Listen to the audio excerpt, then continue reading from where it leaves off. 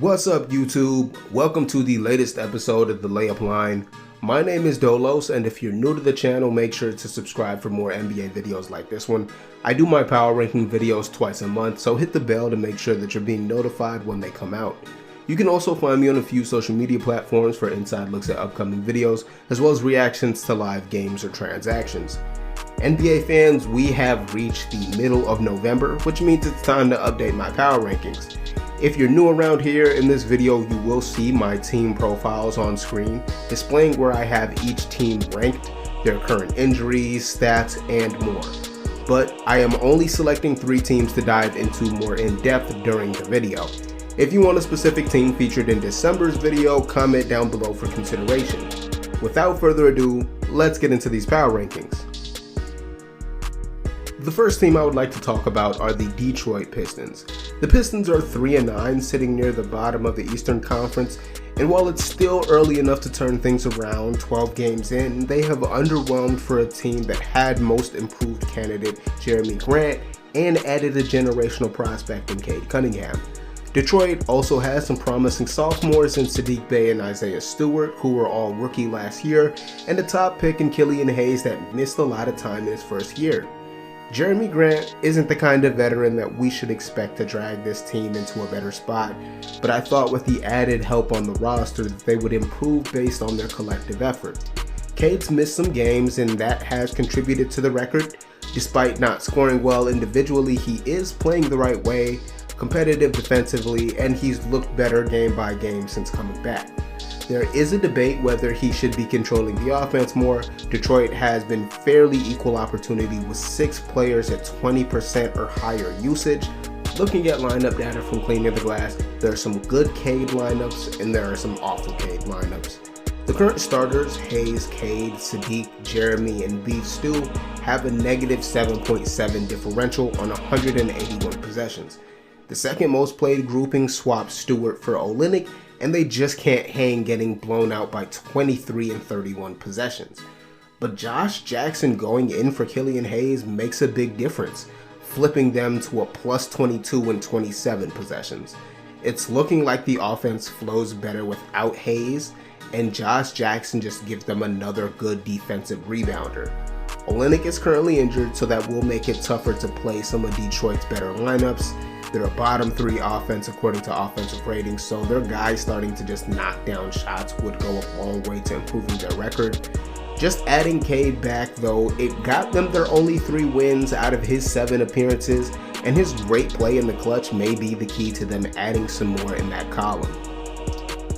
Transitioning into the next team that I want to talk about, I have the Cleveland Cavaliers.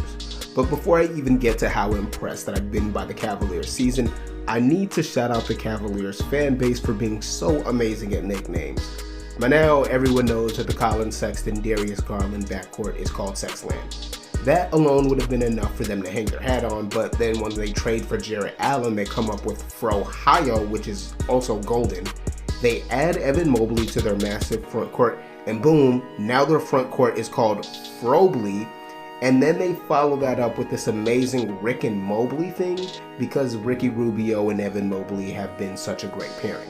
So before I even begin, I want to thank all Cavs fans for throwing down the gauntlet for other fan bases to step up their nicknames. Pivoting to the basketball side though, there is good and bad news to start with.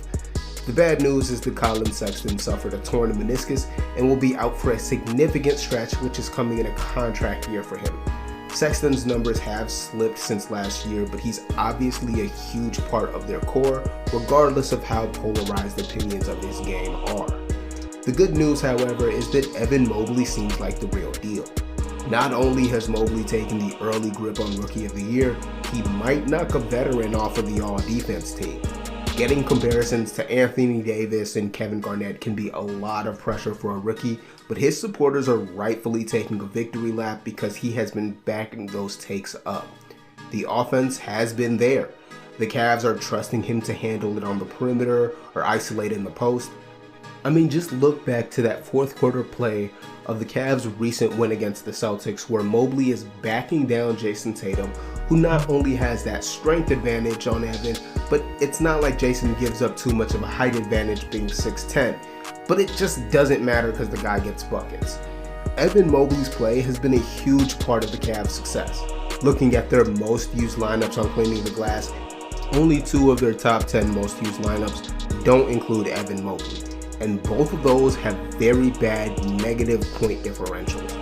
Only 1 of those 8 Mobley lineups has a negative differential, and it's a negative 0.2. In conclusion, the Cavs are good, and I was extremely tempted to move them up a tier from play-in to play-offs, but I think that the Sexton injury will make it harder to improve the offense, and Kevin Love returning to the rotation could have a negative impact for them at this point, so we will see where they are by the next power ranking update. Also, since I went long on everything else, just a quick shout out to Darius Garland, Cedi Osman, and Jarrett Allen, who are all playing very well this year, and I didn't have enough time to get to them. Moving on, last but certainly not least, we have the Washington Wizards, who are sitting atop the Eastern Conference. The Wizards are a blazing hot 9-3 and on a 4-game win streak. This is all while Bradley Beal is quietly underperforming his standards as a scorer, and Rui Hachimura is away from the team. As a Westbrook fan, I will caution any victory laps on the Westbrook trade because around this time last season, people were also telling me that Houston won their Westbrook trade by acquiring John Wall. But Washington getting so many competent contributors in exchange for Russ was clearly going to have a positive impact. This was a very shallow team last year. They often ran 3-guard lineups. Hell, sometimes 4-guard lineups if Scott Brooks wanted to throw in Ish Smith and Raul Neto with Russ and Beal, so the roster just makes more sense this year. Speaking of former head coach Brooks, the Wizards have seemed to struck gold with his replacement in Wes Unseld Jr.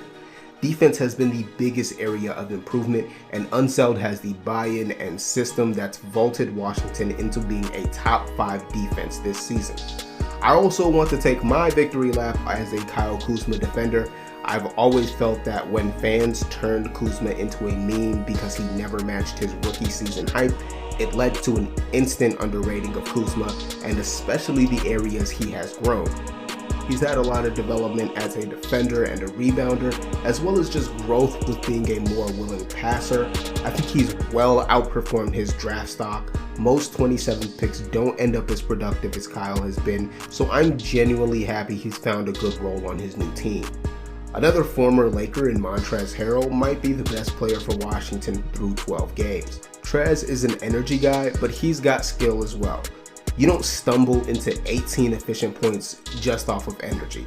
His floaters and hooks and post scoring is very hard for second units to match up with, and as a result, he's been a 6th Man of the Year candidate again. There are so many players on this team that are just doing their job right now, and when Beal's scoring starts to improve to his normal standards, and if they can ever get Rui back, I'm a believer in this offense getting above middle of the pack. Even if the defense doesn't stay top 5, I think the energy and scheme they're bringing can help keep them as a top 10 defense. This is why I actually increased them a tier from play-in to play-offs. Spencer Dinwiddie is averaging 16, 6, and 6 in a bounce back from injury season. Kuzma and KCP are doing great. Daniel Gafford is picking up where he left off when the Wizards traded for him at the deadline last year. He's a rim-rolling shot blocker who brings so much energy. Denny Avdia has made defensive strides while having more offensive freedom with this team. Wes Unseld is really he's my coach of the year frontrunner at this point, and GM Tommy Shepard should also be applauded for doing a good job finding some lineup balance and roster depth, all while making this an overall cheaper team. But that's all I have for you in today's video. Leave a like if you learned something new or if you like what I do, because that stuff goes a long way to helping get my videos out to other NBA fans. I especially appreciate everyone who has made it to the end of this video. If you did, comment and give me your thoughts on where I had your favorite team ranked. Thank you for watching and enjoy the rest of your day.